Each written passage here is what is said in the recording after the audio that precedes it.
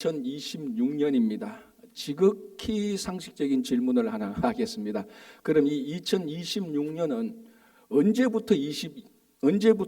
언제를 기점으로 해서 2026년이 되었습니까? AD 1년부터 계속해서 2026년이 된 겁니다. 자, 그러면 그 처음 AD 1년은 또 일어난 그 사건은 무슨 사건입니까? 그게 지극히 상식적인 것 아닙니까? 예수님께서 오신 그때가 AD 1년입니다. 그 AD가 원래 라틴어거든요. 아노 도미니. 그대로 해석하면은 아노가 이어 해입니다. 도미니가 주입니다. 그 주의 해. 그러니까 2026년은 우리가 보통 AD 2026년 할 때 아노 도미니 주의 해로부터 2026년이라고 말을 하죠. 또 우리 그럼 그 앞에는 뭡니까? BC Before Christ입니다. 자, 그러니까 전 인류가 이 동서양 상관없이 전 인류가 공통적으로 사용하는 이 연대의 기준이 예수님께서 이 땅에 오신 그 시점으로부터 앞이 되고 후가 되는 겁니다. 그럼 예수님께서 오신 이 시점이 역사의 가장 중요한 대전환점이 되는 것이죠.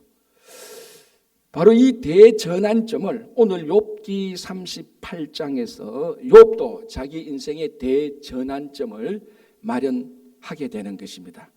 그래서 오늘 욥기 38장부터 욥기 37장과 욥기 38장부터 쫙 나누어주면서 욥의 인생의 37장은 BC가 되고 38장은 우리가 말하는 아노 도미니 AD가 되는 겁니다. 왜? 하나님께서 찾아오셨거든요. 자, 1절 보겠습니다. 이렇게 되어 있습니다. 그때에 여호와께서 폭풍우 가운데서 욥에게 말씀하여 이르시되, 하나님께서 욥에게 폭풍 가운데서 나타나셨습니다. 자, 지금까지 37장까지, 자, 이제부터 지금까지란 욥에게 지금까지라는 것은 욥기로 보면 37장까지를 말하는 겁니다. 지금까지 욥이 수없이 많은 많은 고난을 당했는데 그 고난으로 인해서 욥이 진짜로 어렵고 힘들었던 것은 무엇이었습니까? 진짜로 어렵고 힘들었던 것은 그 고난으로 인하여서 병들어서 심지어 몸에 구더기까지 생겼지 않습니까? 그것 때문에 힘들었습니까? 힘들죠. 정말 힘든 거 아닙니까? 그리고 자기 자녀들 다 잃어버렸고 자기 재산 다 잃어버렸고 그 상상할 수 없는 상실감, 그거 진짜 힘들 거 아니겠습니까? 그리고 3명의 오랜 친구들이 현자들이 찾아와서 자기들을 위로해 줄 줄 알았는데 그것도 아니고 계속해서 잘못을 고백하라고 지적하고 심지어는 공격까지 했습니다. 공격자가 됐습니다. 그것도 너무너무 힘들었습니다.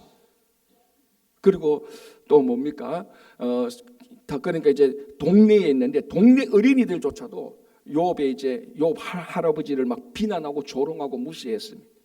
싹 다 잃어버리니까. 이런 말할 수 없는 고통이 있었지만은 정작 욥에게 있어서 진짜로 제일 어려웠던 한 가지는 하나님이 안 나타나신 것이었습니다. 우리 지금까지 37장까지 우리가 욥기를 차근차근 읽어보면은 욥은 이 고난을 해결할 수 있는 것은 딱 하나에 걸고 있습니다. 그게 뭐냐면 하나님께서 나타나셔서 내가 왜 고난 당했는지를 말씀 좀 해달라. 하나님께서 나타나셔서 하나님께서 법정을 여시고 판결을 해달라. 이런 요구를 한 8번에서 10번으로 간결하게 요청했습니다. 그런데 그때마다 하나님께서는 아무런 대답도 하지 않으시고 오로지 침묵 하나로 일관했습니다. 그래서 욥에게 있어서 이 침묵이 가장 힘들었던 것이었습니다. 자, 그런데 이제 하나님께서 이 욥에게 그 침묵을 깨뜨리고 이제 나타나는 것 아닙니까? 그죠? 자, 우리가 이제 이 침묵을 깨뜨리고 나타난 폭풍우 가운데서 나타난 하나님의 모습. 자, 37장과 38장을 대전환이 되는데 그러면은 38장 오늘 1절에서 폭풍 가운데서 하나님께서 나타나는데 이 나타나는 이 하나님은 앞에 안 계시다가 폭풍이 지나니까 갑자기 존재하시면서 나타난 하나님입니까? 아니잖아요. 이미 그 앞에도 하나님께서는 여전히 계셨습니다. 여전히 계시다가 폭풍과 함께 하나님께서 나타나신 겁니다. 그러니까 37장까지 지금까지 비록 욥에게 아무런 말도 안 하셨지만, 나타나지 하나님의 형상을 보이지도 않았지만, 어떤 자연현상을 하나님의 임재의 표시로 주지 않으셨지만, 침묵하셨지만 하나님이 그 침묵 기간 동안에 부재한 것은 아닙니다. 침묵이라 하나님의 침묵이 하나님이 안 계신 것이 아니라는 것이었습니다. 하나님은 침묵하고 계셨지만 하나님은 계셨습니다. 하나님은 침묵하고 계셨지만은 욥과 함께 있었고, 하나님은 침묵하고 계셨지만 욥의 기도를 듣고 있었고, 욥의 간청을 듣고 있었고, 욥의 고통을 헤아리고 있었습니다. 단지 침묵했다는 침묵으로 일관하신 것이죠. 그래서 38장에 하나님께서 폭풍 가운데 나타나셨는데, 폭풍 가운데 나타나신 이 하나님은 침묵하신 하나님하고 같은 분입니까? 다른 분입니까? 같은 분입니다. 그러니까 침묵과 폭풍 가운데서 나타나는 이 하나님은 단절된 것이 아니고 그대로 연결되는 것이었습니다. 욥이 결정적으로 잘못한 것은 바로 요 기간입니다. 무슨 기간? 하나님이 침묵하는 기간에 욥이 잘못했습니다. 왜? 욥이 이렇게 고통당해서 아픔이 있는데 이 욥이 하나님께 하나님 나타나셔서 한마디 말씀만 해라도 해달라고 했을 때 하나님 그것은 침묵하셨습니다. 몇 번이나 10번이나 요청했는데 하나님께서 가만히 계셨습니다. 그래서 욥은 불평하기 시작했고 원망하기 시작했고 하나님을 오해했습니다. 그래서 앞에서 이미 몇 번 말씀드린 것처럼 욥은 잘못 때문에 고난을 당한 것이 아니고 고난 가운데에서 잘못을 했다는 겁니다. 오늘 이 본문의 표현대로 하자면 욥이 바로 하나님의 침묵 기간 동안에 욥이 잘못을 한 것입니다. 불평하고 원망하고 오해하고. 자, 이런 욥의 잘못은 여전히 오늘날 우리가 하는 잘못하고 어찌 그리 닮았는지 모릅니다. 자, 우리도 고난당하고 어려울 때 하나님께 기도하지 않습니까? 그런데 하나님께서 기도 안 들어주시고 가만히 계실 때가 얼마나 많습니까? 아니, 이 정도 내가 억울하면은, 이 정도 내가 손해를 봤으면은, 그래서 내가 간절하게 기도하면 하나님께서 짠하고 나타나셔서, 아니면은 뭔가 나타나셔서 내게 말씀을 해주셔야지. 그런데 여전히 침묵하고 계실 때 우리는 그 침묵 때문에 또 하나님께 불평하고, 가만히 계시는 하나님 때문에 원망하고, 그리고 심지어는 어디까지 갑니까? 의심을 하게 되는 겁니다. 무슨 의심? 하나님 안 계시는 거 아닌가? 하나님이 계시다면 이럴 리가 없다. 공평하신 하나님이라며, 정의로우신 하나님이라며, 자비로운 하나님이시라며.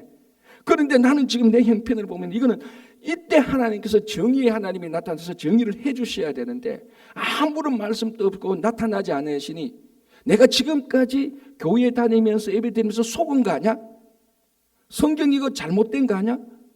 그런 의심이 들면서 심지어는 하나님의 부재, 하나님께서 안 계신 것까지 의심까지 하고, 진짜로 더 극단적으로 나오면 이 일로 인하여서 하나님의 존재를 의심하고 하나님 믿지 않는다고 믿으면서 탈선하기도 하는 것이. 그래서 하나님의 침묵 가운데서 많은 성도들이 시험에 들기도 하고, 많은 성도들이 침묵 가운데서 좌절하고 낙담하기도 하는 것입니다. 그러나 오늘 욥기 38장 보면은 침묵하시는 하나님은 폭풍 가운데서 나타나신 하나님하고 동일하신 하나님이라는 것을 우리는 잊어서는 안 되는 것입니다. 17세기 중엽에 일본에서 이런 일이 일어났습니다. 이제 지금부터 제가 하는 말은 역사적 사실에 기초한 소설을 이 얘기를 하는 겁니다. 17세기 중엽 포르투갈에 한 메시지가 전해옵니다. 그거 뭐냐면 포르투갈에서 일본 선교를 위해서 파송했던 페레이라는 신부가 배교를 하고, 배교뿐만이 아니라 일본 여자와 가정을 이루고 살아가고 있다는 선교 보고를 받게 됩니다. 이 페레이라 신부는 예수의 신부인데 예수에서 가장 존경받는 훌륭한 신부였는데, 이 신부가 일본에 가서 순교를 하지 않고 배교를 하고 일본 여자와 함께 편하게 살고 있다는 보고를 받고 실제로 조사하기 위해서 사람을 3명 보냈는데 그 중에 한 사람이 로드리고입니다. 로드리고는 페레야의 가장 충실된 제자였고, 로드리고 가장 존경한 신부, 자기 인생의 멘토가 바로 이 페레이라 신부였습니다.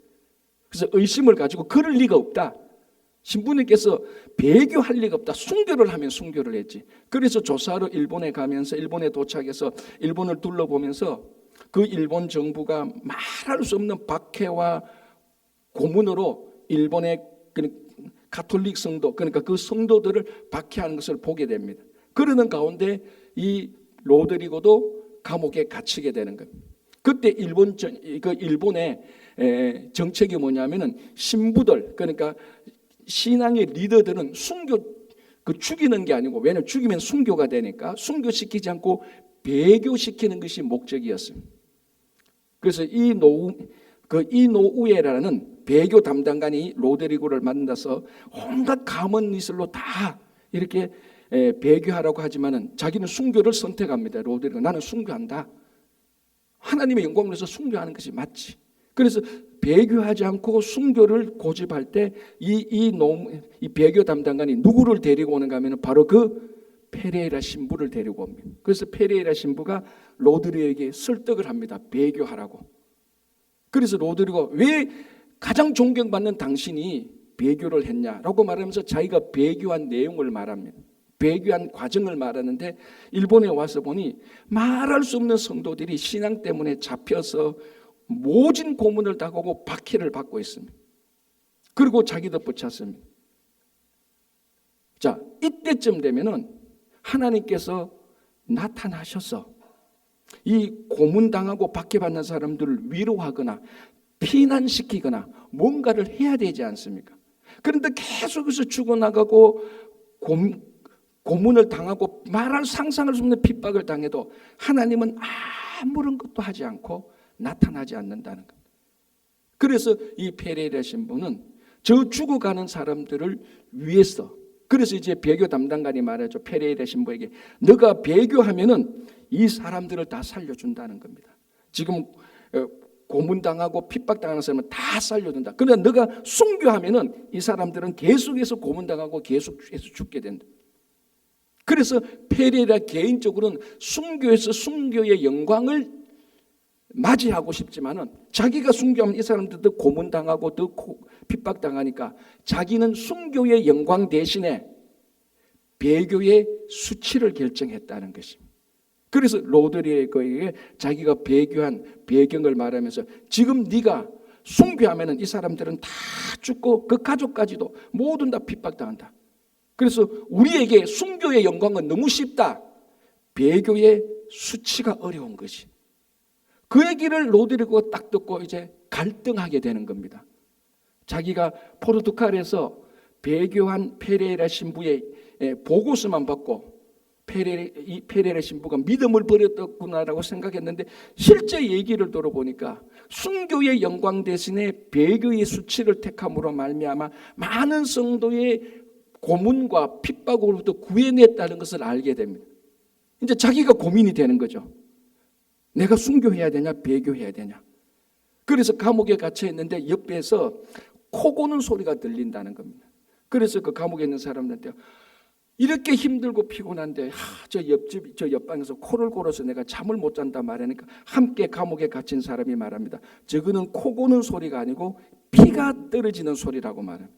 무슨 말인가 하면은, 그때 가톨릭 성도들이 잡혀서 고문당했는 것이 바로 구멍 매달기라는 고문인데, 그 별명이 고문 중의 고문이라는 악독한 고문입니다. 어떤가 하면은, 길고 깊은 구덩을 이 구덩이를 파서 사람을 거꾸로 매달아 놓고, 거꾸로 매단데 오물이 꽉 배어 있는 거적대기로 감쌉니다.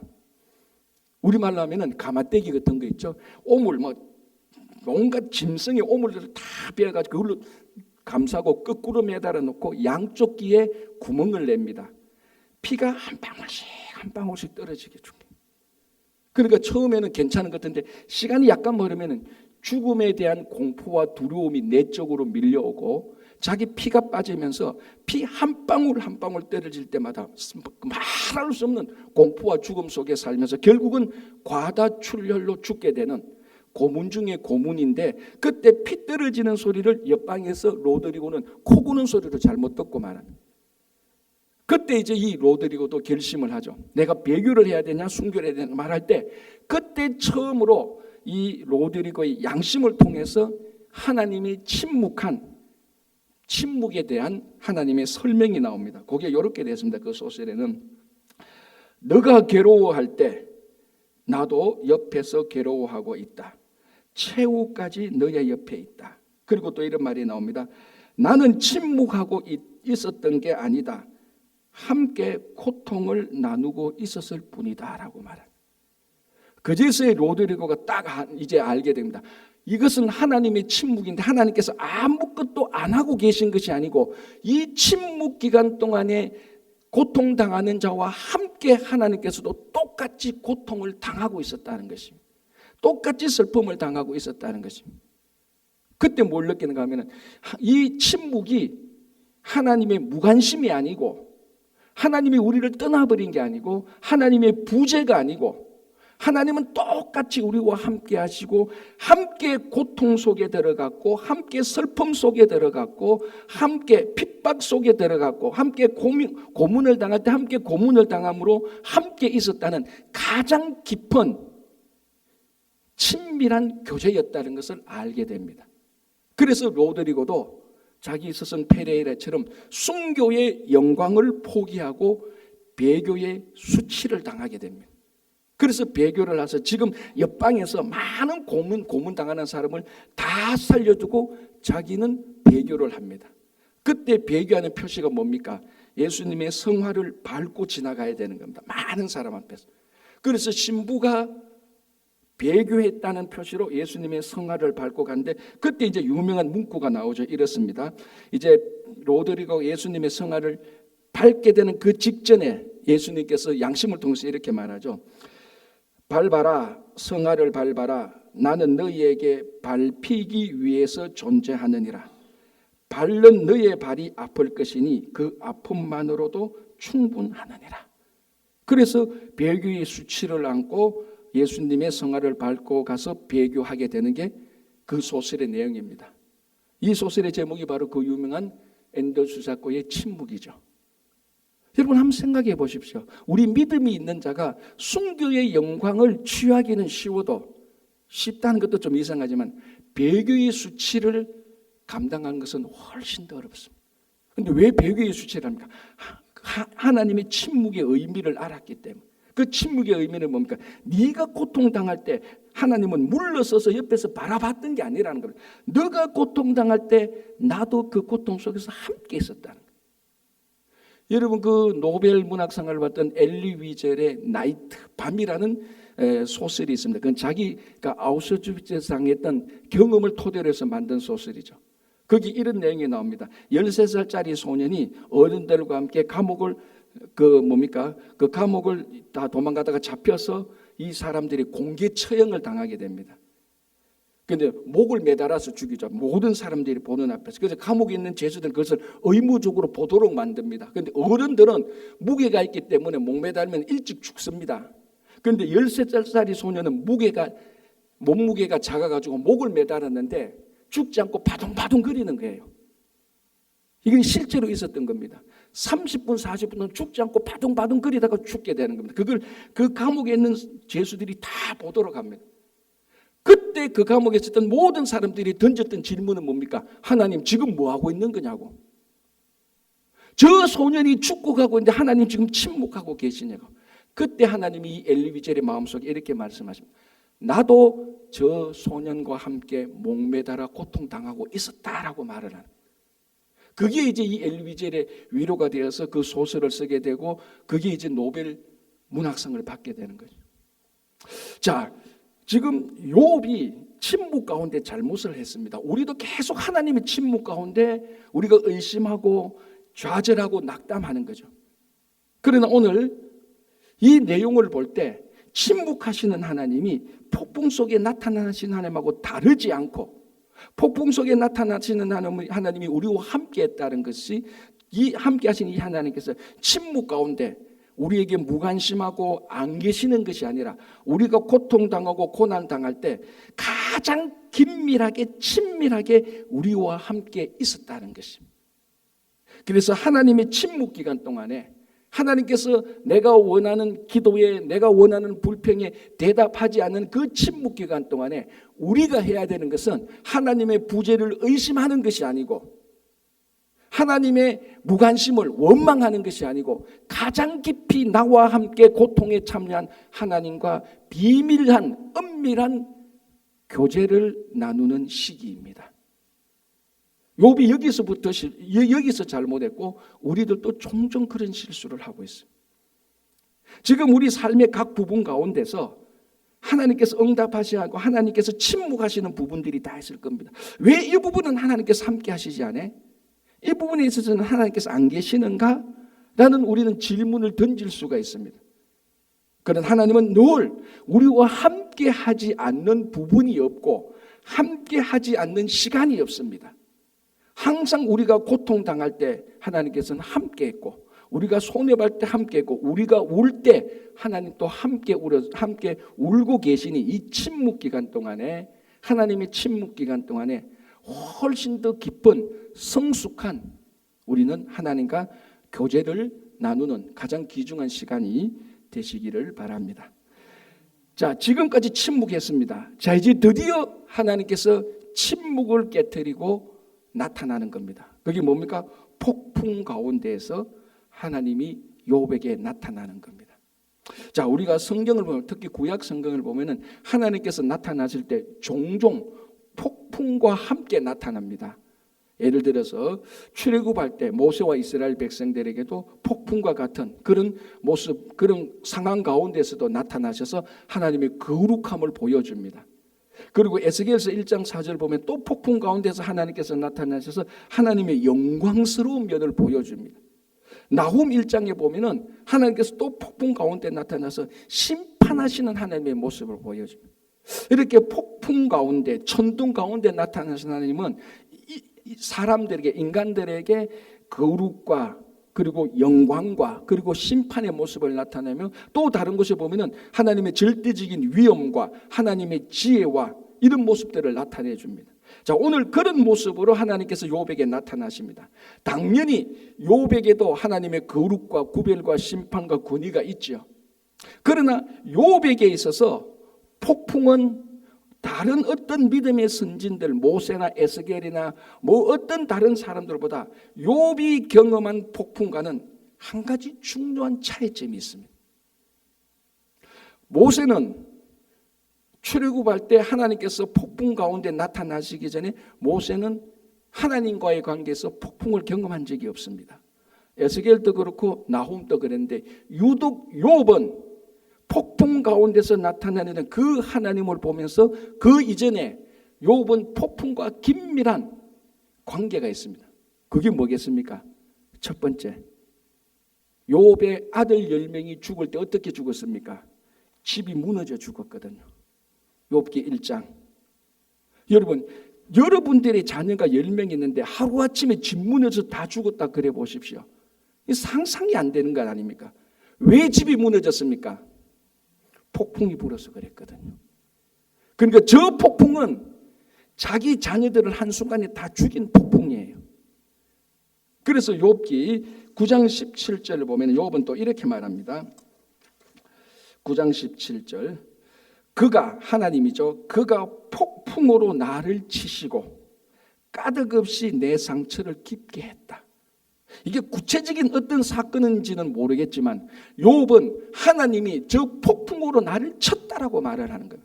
아마 그 쳤다라는 것이 자기 자녀 10명을 다 몰살시켰다는 그런 의미도 들어가겠죠.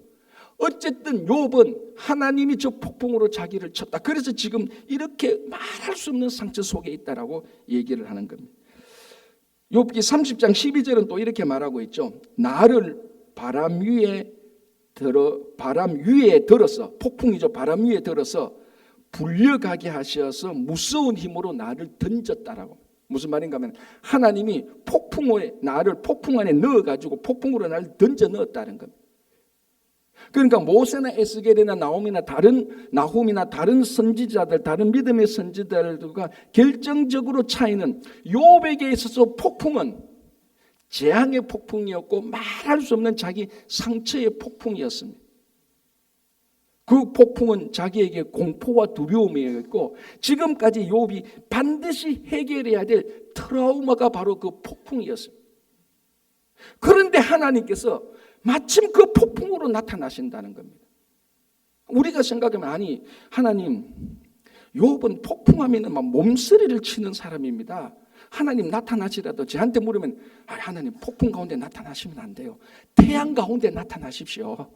욥은 다른 사람하고 다르지 않습니까? 욥이 이래 말짱한 날에 태양의 햇빛을 쫙 비칠 때 그때 영광스럽게 나타나셔야지. 아니 욥에게 폭풍으로 나타나면 하나님께서 폭풍으로 욥 자녀 다 죽여놔놓고 이렇게 나타나면 어떻게 하십니까? 저는 그렇게 어드바이스 했을 겁니다.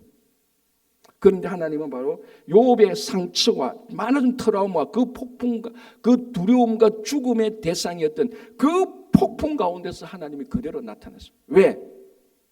이제 하나님은 말할 수 없는 트라우마의 상징이 된 욥에게 있어서 폭풍을 이제는 상처의 폭풍이 아니고 하나님 임재의 폭풍으로, 하나님 회복의 폭풍으로 만들어 주시려고 하는 것입니다. 자, 이때부터 이제 욥은 어떤 생각을 합니까? 지금까지는 폭풍은 자기 아들을 죽였고 자기 자녀들을 다 데리고 간 폭풍이고 자기를 쳤던 폭풍입니다. 그러나 그 폭풍 가운데서 그렇게 기대하고 그렇게 요청했던 하나님께서 폭풍 가운데서 나타나셔서 이제부터 하루하루 시간이 지나가면서 무슨 생각을 합니까?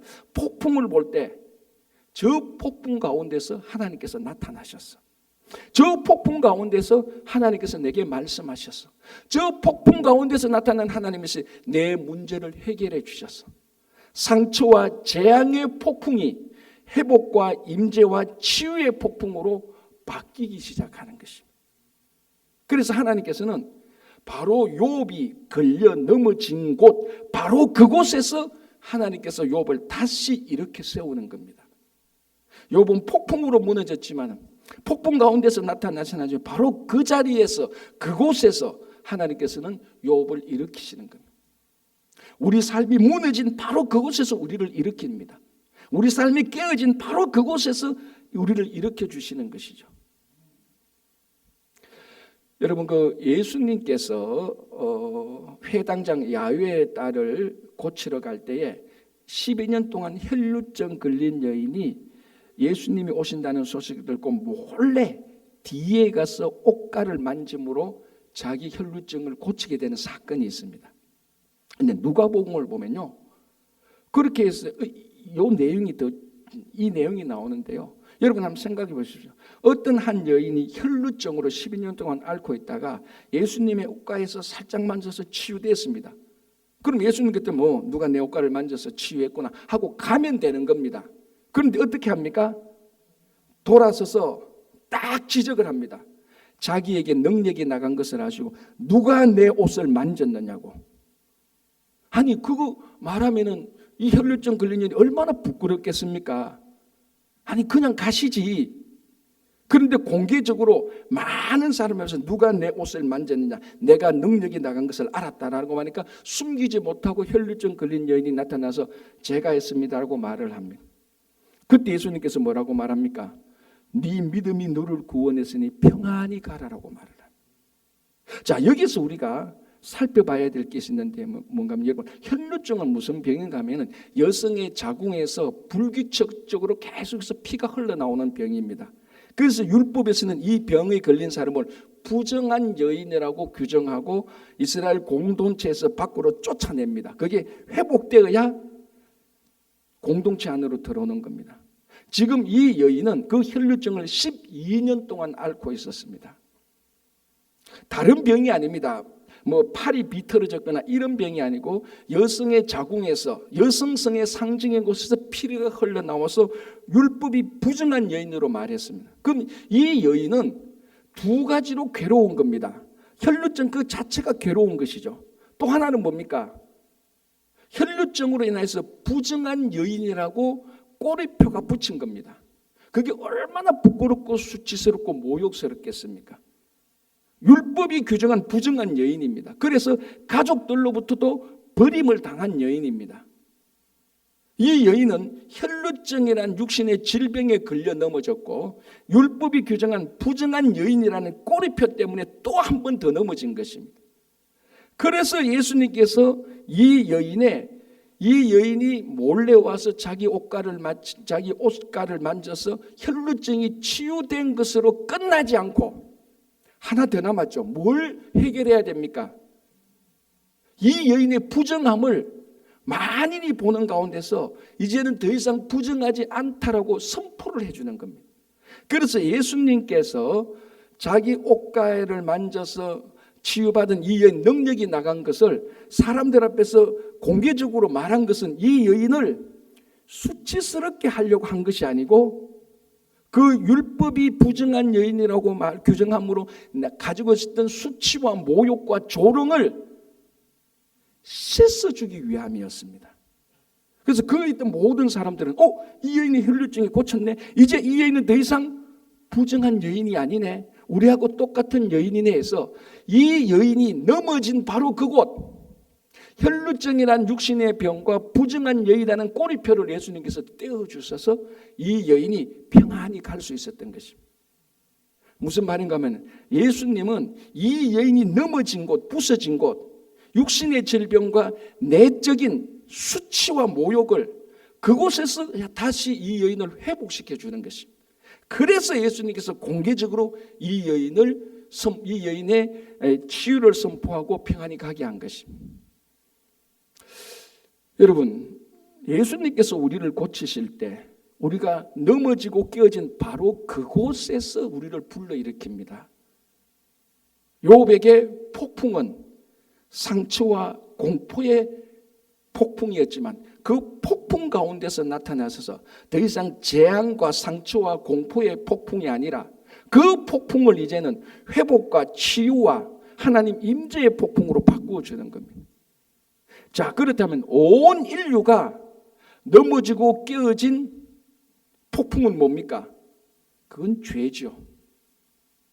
그건 죄입니다. 온 인류는 죄라는 폭풍에 걸려지고 넘어져 있습니다. 그럼 우리는 어디서 우리 인생을 다시 세워야 됩니까? 이 죄를 해결함으로 인생을 다시 회복해야 되는 겁니다. 그런데 많은 사람들은 자기 인생을 회복하고 자기 인생의 가치를 세우는데 죄를 해결하는 것이 아니고 성공과 출세로 해결하려고 합니다. 내가 성공하고 출세하면 내 인생은 다 되는 거지. 내가 권력과 명예를 진다면 내 인생을 해결 다 되는 거지. 내가 많은 물질이 있고 내가 부자라면 사람들한테 인정받으면 내 삶은 회복될 거라고 생각하지만 온 인류는 물질과 성공과 권력과 명예와 출세에 걸려 넘어진 것이 아니고 죄에 걸려 넘어진 것입니다. 그래서 이 죄에서부터 다시 우리는 일어서야 되는 것입니다. 그래서 우리 죄를 해결해 주고 우리 죄를 씻어준 예수 그리스도의 십자가로 돌아가는 것이 가장 우선입니다. 예수 그리스도의 죄 용서의 십자가로 돌아갈 때 온 인류가 빠져버린, 온 인류가 걸려 넘어진 죄라는 폭풍에서 드디어 그곳에서 다시 일어서기 시작하는 겁니다.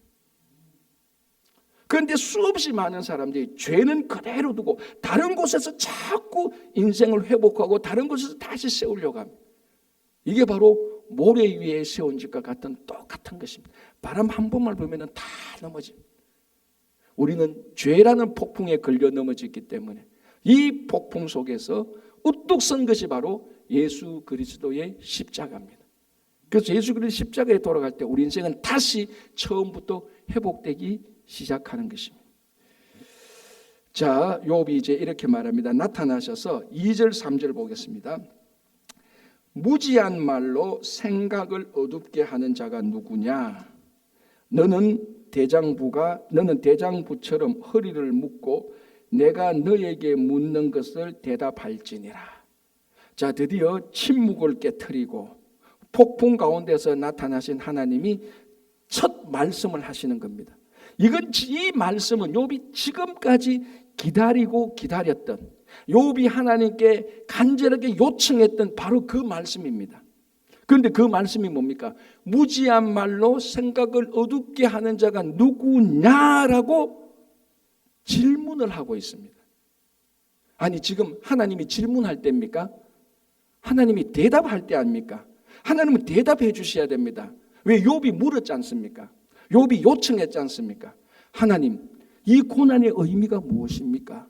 왜 내가 잘못한 것도 없는데 고난 받습니까? 이 고난은 언제 끝납니까? 우리말하면 하나님, 천상회의에서 무슨 일이 있었습니까? 그러면 하나님은 나타나서 하는 첫 마디가 뭡니까? 욥에게 대답을 하든지 설명을 해줘야 되는 것 아닙니까? 아니 그런데 적반하장도 유분수지. 그렇게 오랫동안 침묵하다가 나타나서 하는 말이 도로 질문을 하고 있습니다. 이 무지한 말로 생각을 어둡게 하는 자가 누구냐? 자, 이 질문의 내용은 우리가 다음 주에 살펴볼 것입니다. 아직 투비 컨티뉴 안 되고 하나 더 얘기해야 되고. 자, 문제는 대답을 하지 않았다는 거, 질문을 했다는 겁니다. 여기에 나의 질문이 있습니다. 왜 하나님은 질문하십니까? 대답하셔야죠. 설명하셔야죠. 그럼 질문하시는 하나님 말합니다. 내가 왜 질문하는 줄 아느냐? 나는 주권자이기 때문이라는 것입니다. 누가 질문합니까? 주도자가 질문합니다. 누가 질문합니까? 문제를 해결할 수 있는 자가 질문을 합니다. 누가 질문합니까? 주권자가 질문을 하는 거죠. 자, 오늘 폭풍 가운데서 하나님께서 나타나셨습니다. 이 말은 하나님께서 내가 언제 욥에게 나타날까 타이밍을 보고 있다가 욥이 상처받은 폭풍이 있네. 그래서 그 타이밍을 맞춰서 하나님께서 폭풍 가운데서 나타나신 겁니까? 아니에요. 우상들은 그렇게 할 수 있습니다. 우상들은 딱 보다가 바람이 부니까 폭풍이 부니까 야 타이밍 맞다 해서 우상은 그때 폭풍의 힘을 빌어서 나타날 수는 있습니다. 그러나 하나님은 폭풍이 나타날 때 폭풍이 일어날 때 나타나는 것이 아니고 하나님의 주권으로 폭풍을 가지고 와서 나타나는 겁니다. 왜? 하나님은 폭풍을 운행할 수 있는 분이니까. 하나님은 모든 자연현상의 주권자니까 그렇습니다. 그래서 하나님께서 폭풍을 불러가지고 폭풍 가운데 나타나신 것입니다. 폭풍이 오니까 타이밍을 맞춰서 나타난 것이 아니고 왜? 하나님은 폭풍을 마음대로 할 수 있는 주권자이기 때문에. 그래서 주권자는 마음대로 질문을 할 수 있습니다. 우리는 마음대로 하나님이 하는 질문에 대답을 해야 되는 겁니다. 자, 하나님께서 그래서 나타나셔서 대답하지 않고 설명하지 않습니다. 우리는 하나님 왜 대답하지 않고 설명 안 합니까? 라고 말하는, 이렇게 말할 수 있지만 하나님은 말합니다. 우리말로 하면 내 마음이지. 왜? 하나님은 주권자니까. 주권자가 질문을 하는 거지 주권자가 무슨 대답을 하느냐는 거예요. 그런데 우리 모든 문제의 해결은 하나님으로부터 대답을 듣는 게 아니고 하나님의 질문에 우리가 대답할 때 우리의 문제가 해결되는 것입니다. 자, 아담과 하와가 죄를 지었습니다. 하나님께서 아담과 하와에게 나타났습니다. 이번에는 폭풍이 아닙니다. 나타나셔서 하나님께서 뭐라고 말씀하셨습니까? 아담, 너가 어디 있느냐는 겁니다. 그게 죄를 지은 인간에게 하나님이 하신 첫 번째 말씀인데 그 첫 번째 말씀은 인류에게 질문을 하는 것이었습니다. 왜 질문을 합니까? 하나님은 주권자니까. 이 질문에 아담이 대답을 하면은 아담의 지금 죄의 상태가 해결될 수 있기 때문에 그렇습니다. 그래서 아담 너가 어디 있느냐고 말할 때 아담이 뭐라고 말합니까? 내가 죄를 짓고 보니 벗은 것이 두려워서 숨었나이다 대답을 했어요. 그래서 하나님께서 그 아담의 대답을 듣고 벗은 것이 두려웠기 때문에 가죽옷을 만들어서 입혀서 그 문제를 해결하는 거예요. 무슨 말입니까? 인류의 문제는 우리가 하나님으로부터 대답을 듣는 것에 앞서서 하나님의 질문에 우리가 우리의 문제는 하나님이 우리에게 대답하는 것이 아니고 질문하시는 그 하나님의 질문에 우리가 대답할 때 문제가 해결되는 것입니다. 저 펜실베니아에서 이제 뭐 요즘은 안 그런데 오래전에 펜실베니아 한 법과대학의 교수가 윈드윈 키드라는 교수인데 항상 자기는 수업할 때 이렇게 시작한다는 겁니다. 칠판에 2와 4라는 숫자를 딱 쓰고 대답을 말해보시오라고 말합니다. 그럼 학생들은 나름대로 대답을 합니다. 2와 4 저건 그러면 2하고 4를 더하면 6 이렇게 말을 하고, 어떤 사람은 곱하기 하냐? 2, 4, 8. 어떤 사람은 4하고 2를 빼자. 2 이렇게 그러면 2, 6, 8 이런 대답이 나옵니다. 그 얘기를 듣고 이 키디 교수는 말합니다. 다 여러분들이 말한 그 대답이 일리가 있다. 그러나 정답은 아니다. 왜 정답이 아니죠? 질문이 없었잖아요. 질문이 없었습니다. 2와 4를 놔두고 그냥 이걸 뭐 어떻게 하라는 질문이 없었습니다. 2와 4를 놔두고 대답을 해보라는 겁니다. 질문 없는 숫자에 나름대로 대답을 합니다. 다 일리는 있죠. 그러나 정답은 질문을 들어야 됩니다. 바로 이겁니다. 우리 삶에 나름대로 다 열심히 삽니다. 일리는 있죠. 다 변명은 있습니다. 그러나 왜 이렇게 사는지 하나님이 질문을 먼저 드려야 됩니다. 그리고 그 질문에 대답할 때 우리가 지금 하나님께 질문하고 싶은 문제들이 자동적으로 해결되는 겁니다. 자, 하나님, 왜 나는 열심히 했는데 왜 다른 사람은 열심히 안 합니까? 나는 올바르게 사는데 저 나쁘게 사는 사람들이 왜 저렇게 잘 됩니까? 우리는 수없이 많은 부당함에 대한, 내 억울함에 대한, 인생에 합당하지 못한 것에 대해서 하나님께서 많이 질문을 합니다. 여러분, 우리들이 던지는 이 모든 원망과 불평과 의심과 낙담과 좌절에 대한 이 모든 질문은요, 하나님께서 우리에게 던지는 질문에 대답하면 됩니다. 하나님께서 뭐라고 질문합니까? 너는 나를 사랑하느냐라고 질문을 합니다.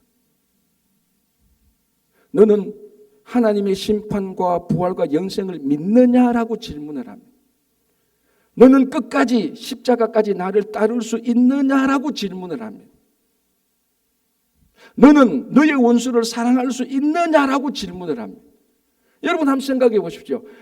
우리가 하나님을 사랑할 수 있느냐의 그 질문에 예라고 대답을 한다면, 원수를 사랑할 수 있느냐는 질문, 우리가 그 질문에 예라고 대답을 한다면, 십자가까지 따라가겠다고 예라고 질문을 한다면, 정말 우리가 하나님을 사랑한다고 질문을 한다면, 앞에 우리가 던졌던 질문, 왜 나는 억울합니까? 왜 하나님은 가만히 계십니까? 왜 심판 안 하십니까? 이 모든 우리들이 던지는 질문은 우리가 하나님의 질문에 대답함으로써 자동적으로 다 한순간에 다 해결되는 것 아닙니까?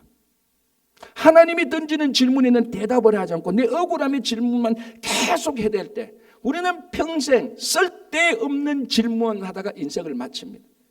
단 하나의 질문이라도 하나님의 질문에 우리는 대답하면 되는 거예요. 너는 나를 사랑하느냐? 이 질문 하나만 해도, 거기에 질문에 대답만 해도 우리 인생은, 지금 우리가 가지고 있는 원망과 좌절과 낙담은 자동적으로 해결됩니다. 그게 누굽니까? 그게 베드로 아니었습니까? 너는 이삭보다 나를 더 사랑하느냐? 너는 나를 사랑하느냐? 3번이나 사랑하느냐? 그 질문에 베드로가 결단하면서 이제 진짜 사도 베드로가 되는 것 아닙니까? 자, 오늘 욥은 하나님께 대답을 기대했습니다. 왜 내가 잘못한 것 없는데 왜 고난을 당하면, 이 의미가 뭡니까? 수없이 많이 8번에서 10번이나 질문을 했고 하나님의 대답을 요청했지만 하나님께서 나타나서 하시는 첫 번째 말씀은 질문이었습니다. 욥이 이 질문에 대답하면은 침묵 가운데서 욥이 던졌던 질문, 의심과 불평과 원망은 자동적으로 해결되는 것이 이제 앞으로 살펴볼 내용들입니다. 여러분, 지금 우리가 고난당하는데 하나님 침묵하고 있습니까? 하나님은 아무것도 안 하는 것이 아니고 나와 함께 고난 속에 들어가 있습니다. 깊은 교제를 나누시기 바랍니다. 하나님은 우리가 넘어진 바로 그곳에서 일으키시를 원합니다. 그래서 때로는 우리 상처를 건드리시기도 하시고 우리 자신을 되돌아보게도 하시는 것입니다. 우리의 모든 넘어진 것은 죄인데 이 죄를 위해서 십자가로 돌아가고, 지금 우리가 가지고 있는 이 문제들은 우리가 하나님의 질문하기 전에 하나님이 질문하는 그 질문에 먼저 대답하면은 우리가 가지고 있는 모든 문제들이 해결될 것입니다. 여러분, 폭풍 가운데서 나타나신 주님을 만나시기 바랍니다. 기도하겠습니다.